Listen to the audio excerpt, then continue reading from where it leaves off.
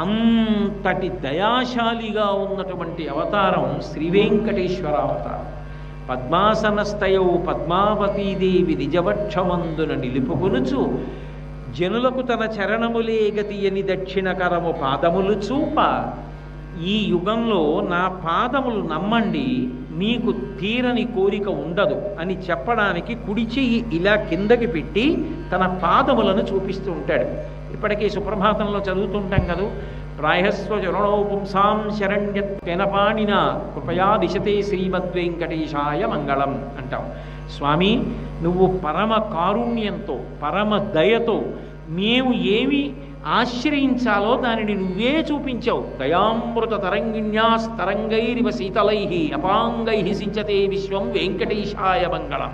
తన కడగంటి చూపు అనబడేటటువంటి వెన్నెల చేత లోకాన్నంతటినీ కూడా చల్లబరుస్తుంటాడు. అంతటి కరుణా దృక్కులతో ఉంటాడు ఆయన. తన చేతితో తన పాదములు చూపిస్తూ ఉంటాడు. ఎవరు ఆయన పాదములను మనసులో పెట్టుకున్నారో, పాదములు అన్న మాటకు అర్థం ఏమిటి? అవి గతికి చిహ్నం, కదలడానికి నడవడానికి కారణమవుతాయి. మన నడత దేనిని ఆశ్రయించి ఉండాలి? చేరవలసిన లక్ష్యము పరమేశ్వరుడు. పరమేశ్వరుణ్ణి చేరడానికి మార్గము ధర్మము. ఆ ధర్మము ఈశ్వర ప్రోక్తము.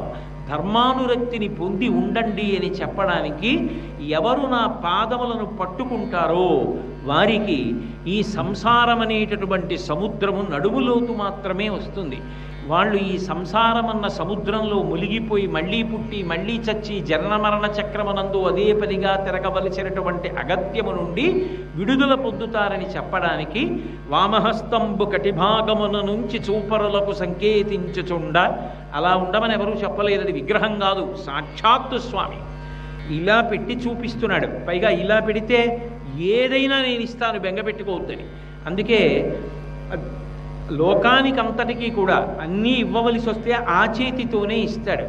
అందుకే అభిషేకం చేసినప్పుడు ఆ చేతి మించి పడిన పదార్థాన్ని పట్టి తీర్థంగా ఇస్తూ ఉంటారు. అటువంటి పరమ దయ కలిగినటువంటి స్వామి తన కుడి చేతిని ఇలా పెట్టి పాదములు చూపిస్తూ ఉంటాడు. వెంకటేశ్వర పాదములకు ఒక అద్భుతమైనటువంటి విశేషం ఉంది.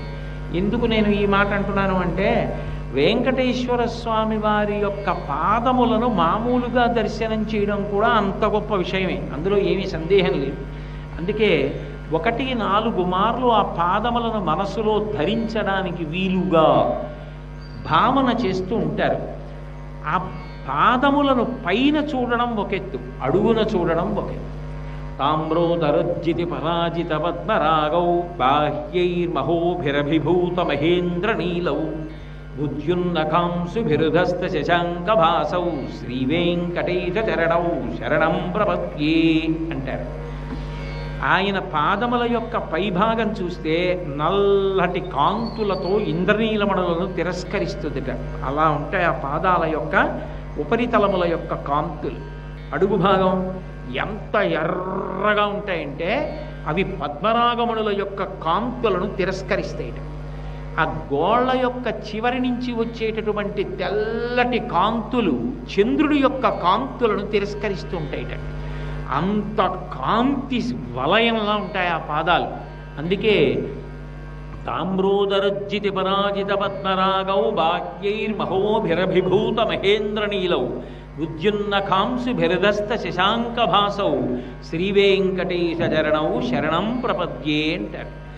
ఆయన పాదముల యొక్క ఉపరితలములను ఈ మాంసచక్షువుతో చూడగలగడం ఒక అదృష్టం, మూర్తి యొక్క పాదములను చూడడము ఒక అదృష్టం. ధ్యానమునందు వెంకటేశ్వర స్వామి వారి యొక్క పాదముల అడుగు భాగాన్ని చూడడం ధరించిపోవడానికి మార్గం. ఎందుకని అంటే అన్నమాచార్యుల వారు ఒక మాట అంటాడు. ఆయన వెంకటేశ్వర స్వామి వారి సంకీర్తనం చేస్తూ పరమయోగీంద్రులకు భావగోచరమైన సరిలేని పాదాల జంట కంటి అంటాడు. పరమయోగీంద్రులకు అనేన యుజ్యతే ఇది యోగ అని పతంజలి. అనేకము లేకుండా ఒక్కటైపోయి లోపల వెంకటేశ్వరుడి పాదములే పట్టుకోగలిగినటువంటి ప్రజ్ఞ అంకురించినటువంటి ధ్యానస్థితిని అందుకున్నటువంటి గొప్ప యోగి పుంగవుడు ఆయన అరికాళ్ళు చూడగలడు. పద్మపీఠం మీద ఆయన నిలబడి ఉంటే మీకు అరికాళ్ళు ఎలా కనపడతాయి? ఎలా చూపిస్తాడు? అంటే చూడాలి అంటే ఆయన ఏం చెయ్యాలి? అనుగ్రహించాలి. ఆయన అనుగ్రహించాలి అంటే అలా యోగమునందు నిలబడగలిగిన వాడు, అటువంటి ధ్యాననిష్ట కలిగిన వాడిని అనుగ్రహించవలసి వస్తే స్వామి కూర్చోవాలి ఆసనంలో. స్వామి ఆసనంలో కూర్చుంటే గృహీత్వా హస్తాభ్యాం శిరసి నయనే వక్షసి వహన్ సమాశ్రిష్యాఘ్రాయ స్ఫుట జలజగంధాన్ పరిమళాన్ అలభ్యాం బ్రహ్మాద్యై ఉదమనుభవిష్యామి హృదయే అంటారు శంకరులు శివానంద లహరిలో.